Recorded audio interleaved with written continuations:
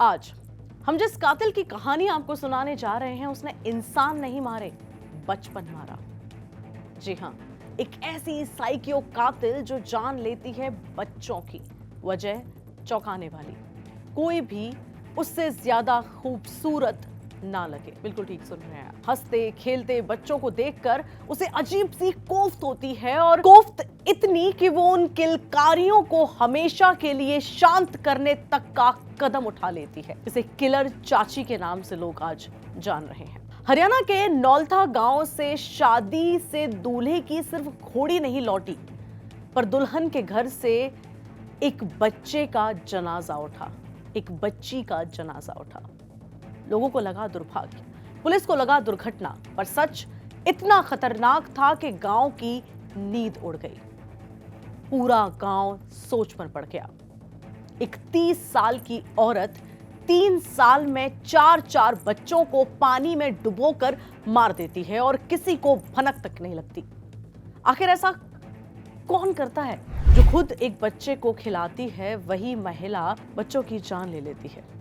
पानीपत की किलर चाची, the tub killer के नाम से आज उसे हर कोई जान रहा है। शादी के घर में ढोल बज रहे थे, बच्चे खेल रहे थे और 6 साल की विधि लाल रंग की फ्रॉक में हंसते हुए भाग रही थी। ये उस दिन का नजारा है।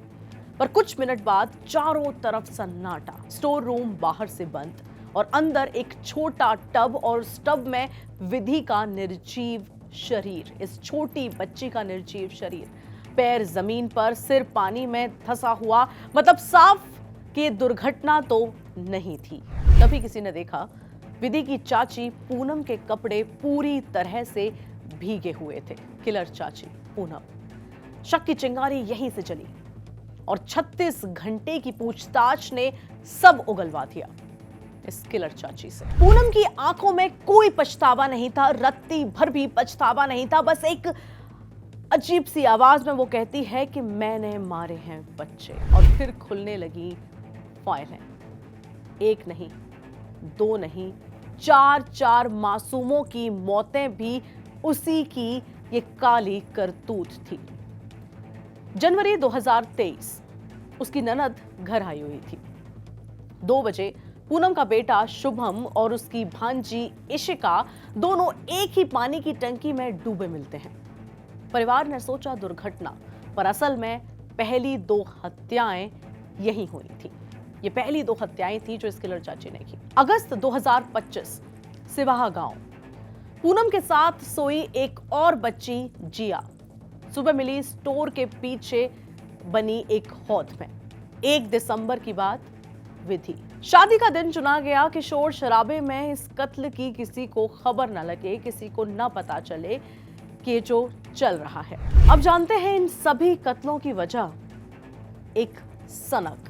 पुलिस को भी सुनकर झटका लगा, क्योंकि वजह ही ऐसी थी जो कोई भी सुने उसकी रूह कांप जाए। पूनम ने अपने शब्दों में कहा कि मुझे खूबसूरत बच्चियां पसंद नहीं हैं, वो बड़ी होकर मुझसे ज्यादा सुंदर हो जाती। एक सनक, सुंदरता से जलन, ईर्ष्या और धीरे धीरे पनपी एक घातक मनोदशा, यानी कि एक मेंटल डिसऑर्डर। साइकोलॉजिस्ट इसे कहते हैं नार्सिसिस्टिक जेलसी ट्रिगर्ड साइकोसिस। यह कोई फॉर्मल डायग्नोस्टिक टर्म नहीं है, लेकिन यह उस स्थिति को दर्शाता है जहां अत्यधिक ईर्ष्या, जो नार्सिसिज्म का एक प्रमुख लक्षण है, साइकोसिस या भ्रम यानी कि डिल्यूजन्स जैसे गंभीर मानसिक लक्षणों को पैदा कर सकती है। और यही शायद पूनम के साथ हुआ। एक और एंगल है। पड़ोसी कहते हैं कि वह काला जादू करती थी और उससे जुड़ी बातों पर वो भरोसा करती थी। कभी सिंदूर बिखरा उसके आसपास मिलता था, कभी जले हुए कपड़े मिलते थे, और कभी वह अचानक यह भी चिल्लाने लगती थी कि उसे बचाओ, वो आया है, वो कहता है बच्चे मार, मैं तो उसकी वजह से कर रही हूं। और कई बार मृत पड़ोसी युवक की आत्मा का दावा भी करती थी कि मेरे ऊपर एक आत्मा का साया है। पूनम की हरकतें किसी अनदेखे अंधकार का संकेत थी। ये क्या था? और शक न हो इसलिए उसने अपने ही बेटे को भी एक दिन मार दिया। भला कौन सी मां ऐसा करती है? पुलिस तक ये सवाल बार बार पूछ रही है कि अपने ही बच्चे को कौन सी मां मौत के घाट उतारती है। गांव वाले कहते हैं कि पूनम घर से कम ही निकलती थी, किसी से खास बातचीत करती ही नहीं थी, बहुत अपनेपन में रहती थी।